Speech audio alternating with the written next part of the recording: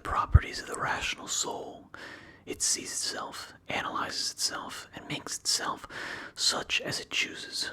The fruit which it bears, itself enjoys.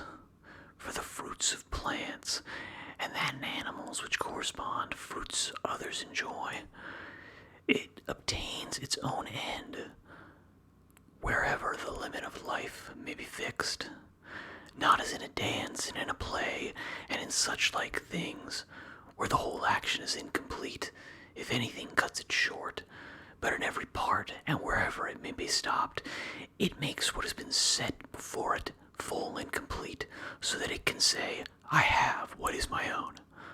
And further, it traverses the whole universe and the surrounding vacuum, and surveys its form, and it extends itself into the infinity of time, and embraces and comprehends the periodical renovation of all things, and it comprehends that those who come after us will see nothing new, nor have those before us seen anything more, but in a manner he who is 40 years old, if he has any understanding at all, has seen by virtue of the uniformity that prevails all things which have been and all that will be. This too is a property of the rational soul, love of one's neighbor, and truth and modesty, and to value nothing more than itself, which is also the property of law. Thus, then, right reason differs not at all from the reason of justice. Thou wilt set little value on pleasing song and dancing and the pancratium, if thou wilt distribute the melody of the voice into its several sounds, and ask thyself as to each, if thou art mastered by this, for thou wilt be prevented by shame from confessing it, and in the manner of dancing, if at each movement and attitude thou wilt do the same, and the like also in the matter of the pancratium. In all things then, except virtue and the acts of virtue, remember to apply thyself to their several parts, and by this division to come to value them little, and apply this rule also to thy whole life.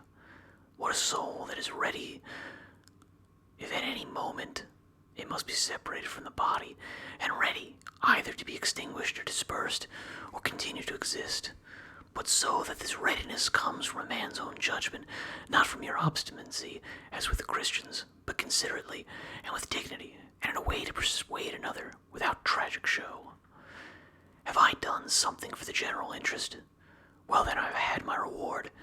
Let this always be present to thy mind, and never stop doing such good. What is thy art? To be good. And how is this accomplished well except by general principles, some about the nature of the universe, and others about the proper constitution of man?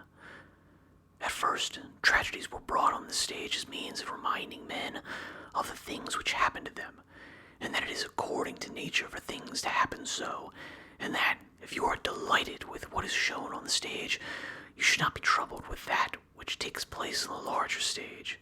For you see that these things must be accomplished thus, and that even they bear them who cry out, O Catharin. And indeed, some things are said well by the dramatic writers, of which kind is the following especially. Me and my children, if the gods neglect, this has its reason too. And again, we must not chafe and fret at that which happens, and life's harvest reap like the wheat's fruitful ear, and other things of the same kind. After tragedy, the old comedy was introduced, which had a magisterial freedom of speech, and by its very plainness of speaking was useful in reminding men to beware of insolence, and for this purpose too Diogenes used to take from these writers.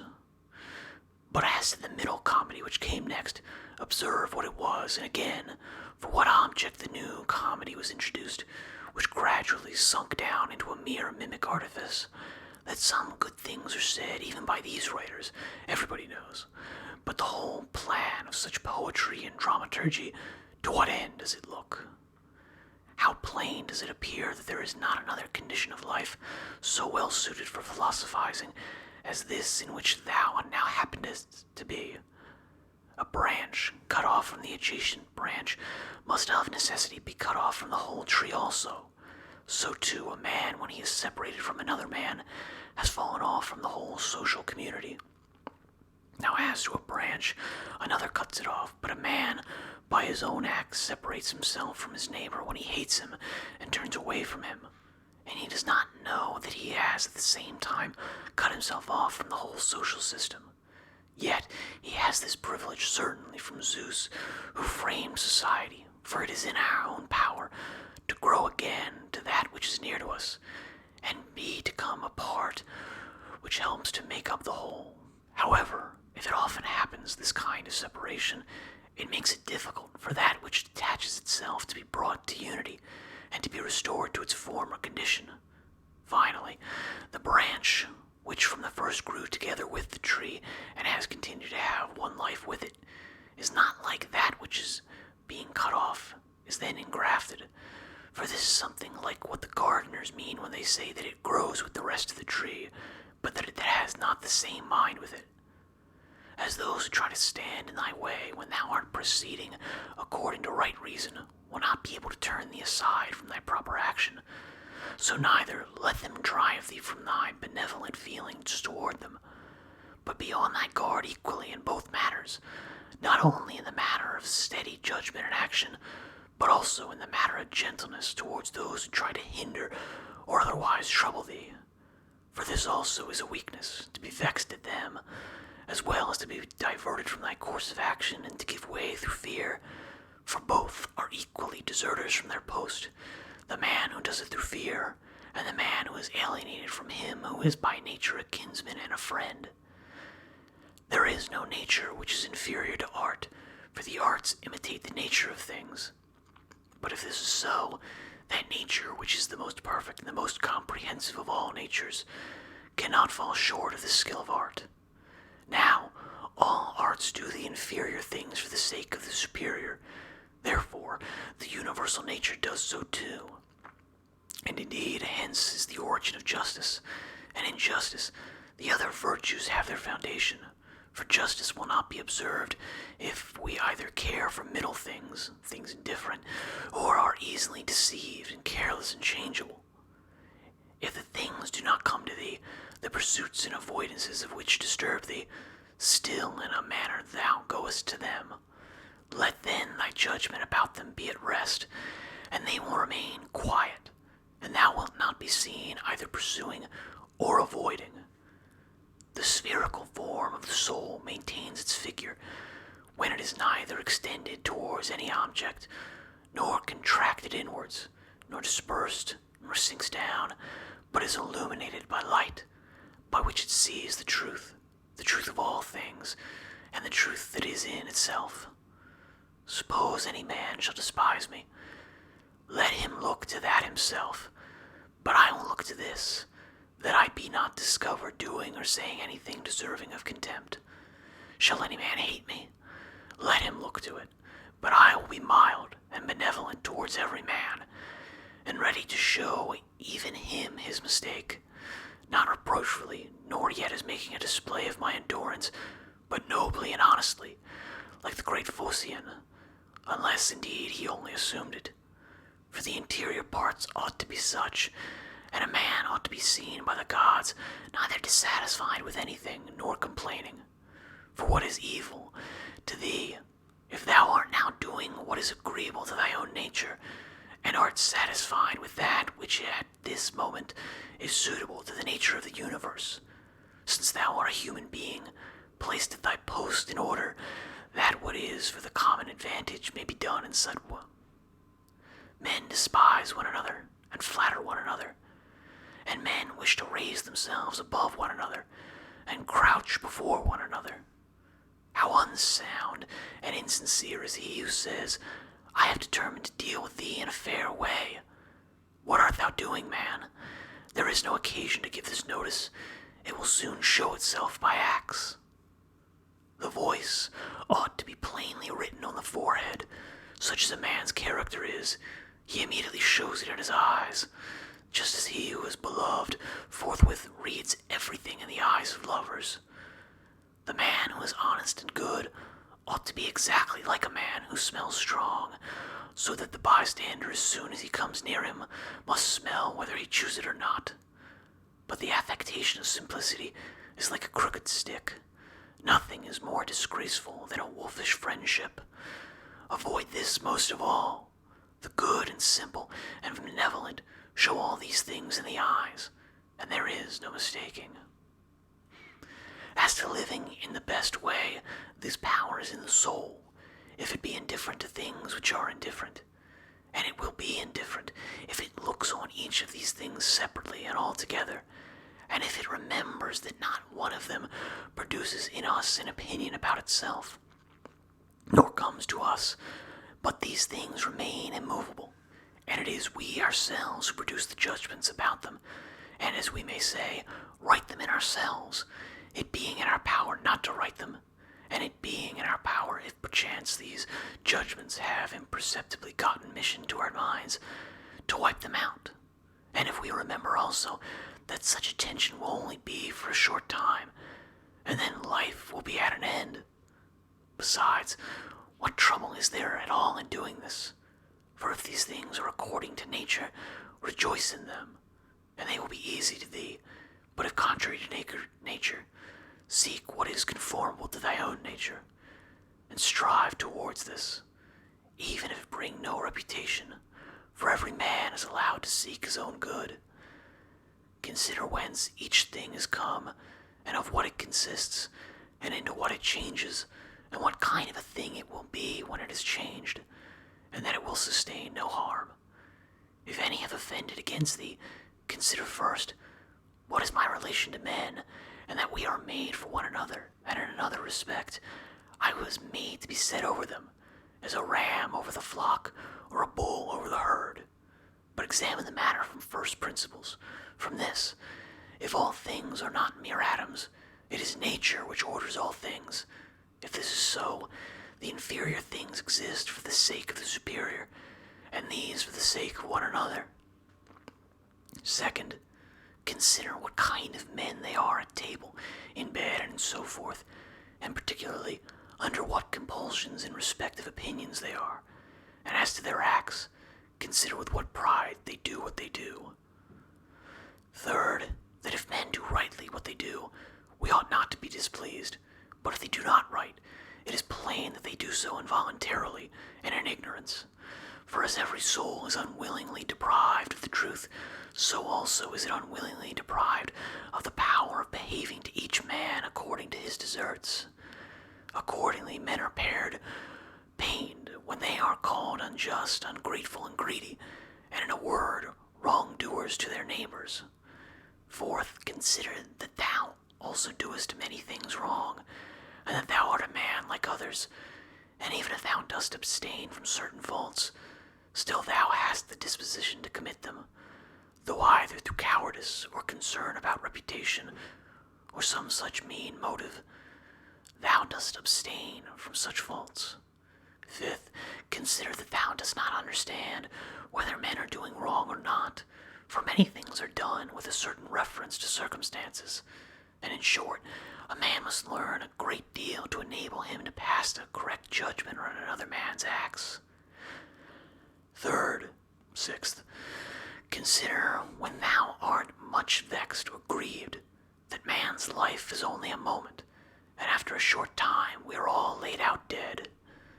Seventh, that it is not men's acts which disturb us, for those acts have their foundation in men's ruling principles, but it is our own opinions which disturb us. Take away these opinions, then, and resolve to dismiss thy judgments about an act as if it were something grievous, and thy anger is gone. How, then, shall I take away these opinions?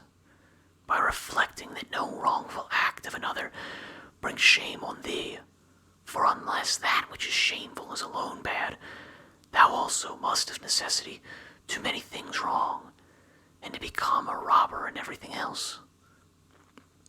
Eighth, consider how much more pain is brought on us by the anger and vexation caused by such acts than by the acts themselves, at which we are angry and vexed. Ninth, consider what a good disposition is invincible, if it be genuine, and not an affected smile and acting a part. For what will the most violent man do to thee, if thou continuest to be of a kind disposition towards him, and if, as opportunity offers, manners thou gently admonishest him, and calmly correctest his errors at the same time when he is trying to do thee harm, saying, Not so, my child. We are constituted by nature for something else. I shall certainly not be injured, but thou art injuring thyself, my child. And show him with gentle tact and by general principles that this is so, and that even bees do not do as he does, nor any animals which are formed by nature to be gregarious. And thou must do this neither with any double meaning, nor in the way of reproach, but affectionately, and without any rancor in thy soul, and not as if thou wert lecturing him, nor yet that any bystander may admire, but either when he is alone, and if others are present. Remember these 9 rules, as if thou hast received them as a gift from the Muses, and begin at last to be a man while thou livest. But thou must equally avoid flattering men and being vain at them, for both are unsocial and lead to harm. And let this truth be present to thee in the excitement of anger, that to be moved by passion is not manly, but that mildness and gentleness, as they are more agreeable to nature, so also are they more manly, and he who possesses these qualities possesses strength, nerves, and courage, and not the man who is subject to fits of passion and discontent. For in the same degree in which a man's mind is nearer to freedom from all passion, in the same degree also is it nearer to strength. And as the sense of pain is a characteristic of weakness, so also is anger. For he who yields to pain and he who yields to anger, both are wounded and both submit. But if thou wilt, receive also a 10th present from the leader of the Muses, and it is this, that to expect bad men not to do wrong is madness. For he who expects this desires an impossibility, but to allow men to behave so to others, and to expect them not to do thee any wrong, is irrational and tyrannical. There are 4 principal aberrations of the superior faculty against which thou shouldst be constantly on thy guard, and when thou hast detected them, thou shouldst wipe them out, and say on each occasion thus, This thought is not necessary. This tends to destroy social union. This which thou art going to say comes not from the real thoughts.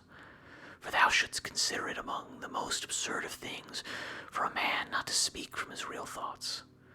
But the 4th is when thou shalt reproach thyself for anything, for this is an evidence of the diviner part within thee being overpowered and yielding to the less honorable and to the perishable part, the body, and to its gross pleasures.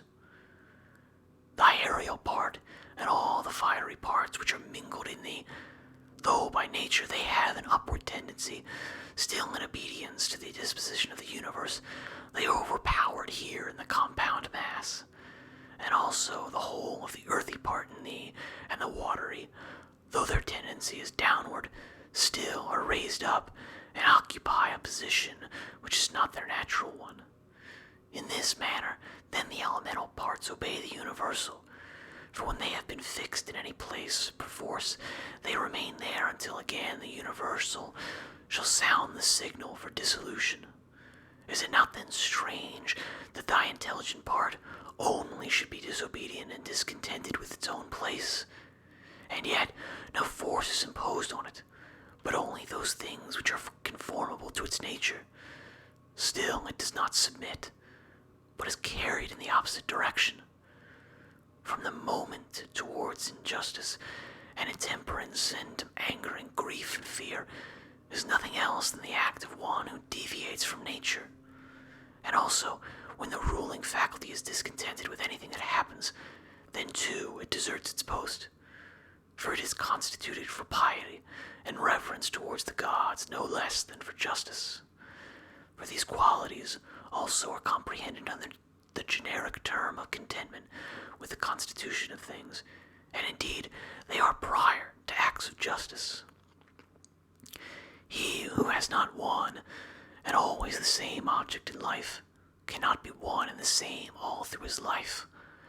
But what I have said is not enough, unless this also is added, what this object ought to be. For as there is not the same opinion about all the things which in some way or other are considered by the majority to be good, but only about some certain things, that is, things which concern the common interest, so also we ought to propose to ourselves an object which shall be of a common kind and political. For he who directs all his efforts to this object will make all his acts alike, and thus will always be the same. Think of the country mouse and of the town mouse, and of the alarm and trepidation of the town mouse. Socrates used to call the opinions of the many by the name of lamiae, bugbears to frighten children. The Lacedaemonians, at their public spectacles, used to set seat in the shade for strangers, but themselves sat down anywhere. Socrates excused himself to Perdiccas for not going to him, saying, "It is because I would not perish by the worst of all ends. That is, I would not receive a favor and then be unable to return it." In the writings of the Ephesians, there was this precept, constantly to think as some one of the men of former times who practiced virtue. The Pythagoreans bid us in the morning to look to the heavens, that we may be reminded of those bodies which continually do the same things, and in the same manner perform their work, and also be reminded of their purity and nudity, for there is no veil over a star. Consider what a man Socrates was when he dressed himself in a skin after Xanthippe had taken his cloak and gone out, and what Socrates said to his friends who were ashamed of him and drew back from him when they saw him dressed thus. Neither in writing nor in reading wilt thou be able to lay down rules for other, before thou shalt have first learned to obey rules thyself. Much more is this so in life. A slave thou art, free speech is not for thee, and my heart laughed within. From the Odyssey. And virtue they will curse, speaking harsh words, from the works and days of Hesiod.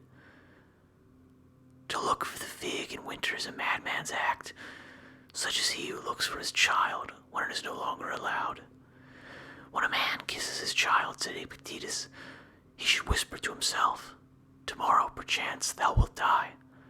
But those are words of bad omen. No word is a word of bad omen, said Epictetus, which expresses any work of nature, or if it is so, it is also a word of bad omen to speak of the ears of corn being reaped. The unripe grape, the ripe bunch, the dried grape, all are changes, not into nothing, but into something which exists not yet.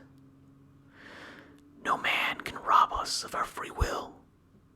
Epictetus also said, a man must discover an art or rules with respect to giving his assent, and in respect to his movements, he must be careful that they be made with regards to circumstances, that they be consistent with social interests, that they have regard to the value of the object, and as to sensual desire, he should altogether keep away from it, and as to avoid he should not show it with respect to any of the things which are not in our power. The dispute then, he said, is not about any common matter, but about being mad or not. Socrates used to say, "What do you want? Souls of rational men or irrational? Souls of rational men. Of what rational men? Sound or unsound? Sound. Why then do you not seek for them? Because we have them.